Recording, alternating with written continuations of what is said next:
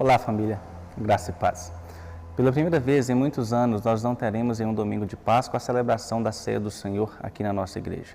Mas eu quero mostrar para você nesse vídeo que o ponto central da celebração da Páscoa nunca foi a comunidade, mas a família. Não o templo, mas a nossa casa e, mais especificamente, a nossa mesa. No Evangelho de Lucas, capítulo 22, versículo 14, encontramos a afirmação de que quando chegou a hora, Jesus e seus discípulos tomaram lugar à mesa. O historiador inglês Edward Gibbon apontou que para ele seriam as 5 principais causas para a queda de um império. O interessante é que a causa mais significativa para a queda de uma civilização não é a perda do poderio militar ou da força política. O que derruba a base de um império é a corrosão do lar, que é a base de toda a sociedade. Para Gibbon, o império sucumbe não quando deixa de olhar para fora, mas quando deixa de prestar atenção ao que acontece dentro de casa. O lar não é apenas uma estrutura física onde vive uma família, é o lugar planejado por Deus para ser a parte central da nossa vida. O Gibbon também afirma que um dos grandes problemas do nosso tempo é que a família não passa mais tempo juntos em casa e principalmente à mesa. Saímos de casa cada vez mais cedo, voltamos cada vez mais tarde. David Titus, em seu livro A Experiência da Mesa, também vem afirmar que a mesa é o lugar mais sagrado da nossa casa. E sendo a família a base de toda a civilização, logo a mesa se torna também o lugar mais importante da sociedade.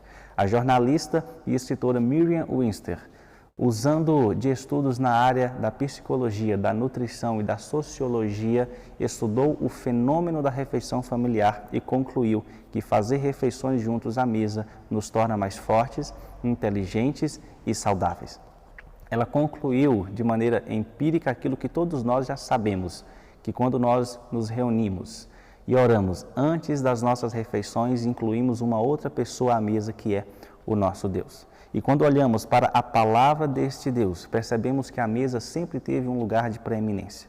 E a mesa vai se mostrar, por exemplo, um lugar de honra. O segundo livro de Samuel narra um episódio em que Mefibosete, o filho de Jonatas e neto de Saul, foi trazido à presença de Davi, não para ser morto, mas para receber uma grande bênção da parte do rei. E essa bênção se deu em 2 formas. A primeira parte foi a restituição de todas as terras que pertenciam à sua família. Mas a grande, a maior e mais importante bênção foi dar a Mefibosete a honra de ter sempre um lugar em sua mesa. Daquele momento em diante, Mefibosete comeria sempre à mesa com o rei Davi. Essa foi a grande honra que ele recebeu do rei. Em segundo lugar, a mesa vai se mostrar também um lugar de comunhão. Na parábola do filho pródigo, Jesus conta a história de um jovem que exigiu a herança do seu pai e partiu para uma terra distante. Ali, vivendo de maneira desregrada, desperdiçando todos os seus bens, começou a passar necessidade. E quando sobreveio sobre aquela terra uma grande fome, aquele jovem passou a cuidar de porcos e desejava até mesmo comer a comida que lhe pertencia. Até que ele caiu em si e, arrependido, decidiu voltar para a casa do seu pai, lhe pedir perdão e se colocar na posição de um escravo da sua própria família. Mas enquanto caminhava de volta para sua casa, o seu pai, ainda longe, o avistou e correu ao seu encontro, lhe recebendo com um abraço.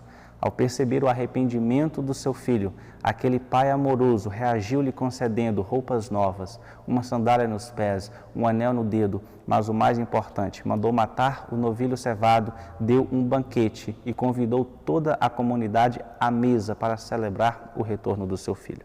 Foi a morte do novilho cevado e o banquete à mesa que mostrou para aquele jovem que ele estava de volta à comunhão com a sua família. Da mesma forma, a experiência da cruz sempre nos transporta para a experiência da mesa, porque o perdão dos nossos pecados nos conduz à comunhão com o nosso Deus. E em terceiro e último lugar, a mesa vai se mostrar também um lugar de adoração. Quando Jesus percebeu que os seus últimos dias na terra estavam chegando ao fim, reuniu os seus amigos em volta de uma mesa para partilhar de uma refeição.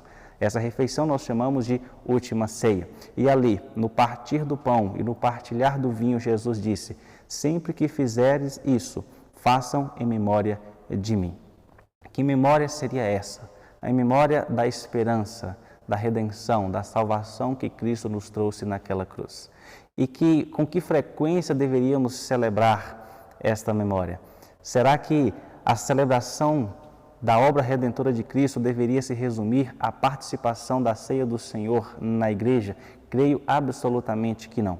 A vontade de Cristo é que sempre que nos assentarmos à mesa, independentemente das circunstâncias, celebremos a sua obra redentora, celebremos a sua morte e ressurreição. Jamais deveríamos partilhar de uma refeição sem nos lembrarmos de que Cristo fez novas todas as coisas. Concluindo, meus queridos, creio piamente que a mesa tem o potencial para se transformar no altar de toda a família. É claro que Deus quer se encontrar conosco onde quer que estivermos, mas creio que há algo especial quando a família se assenta à mesa. Por isso, quero desafiar você a, neste domingo, fazer da sua mesa um lugar de honra, de comunhão e de adoração com toda a sua família. Celebre a Páscoa do Senhor em casa, com a sua família, à mesa.